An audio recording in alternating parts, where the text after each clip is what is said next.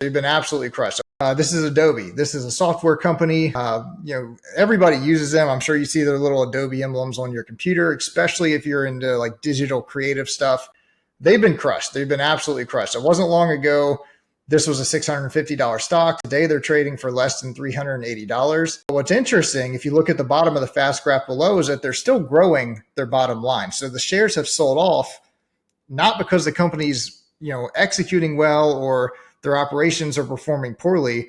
They've sold off because people are just worried that AI is going to totally disrupt the company and that they won't be able to sustain these earnings over the long term. There's 35 different people looking at this company, highly paid, highly educated people, calling for 12.5%, 13% growth next year.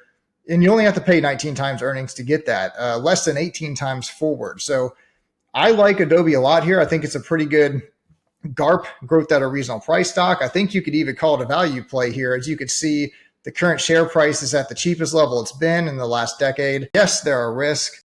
Who knows? Maybe AI is just going to totally wipe out Adobe, and in 5-10 years, this company won't even exist. That's what diversification is for. That's why you never go all in on a company.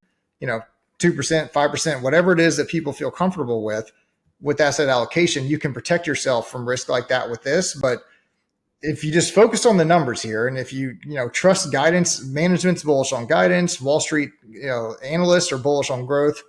It doesn't take a lot of just a little bit of sentiment change here with Adobe, and you go from 19 times to 25 times. The 10-year average is 40 times, right? So you don't even need to get anywhere near that. And all of a sudden you're talking about 20, 30, 40% compounding gains over the next 3 to 5 years.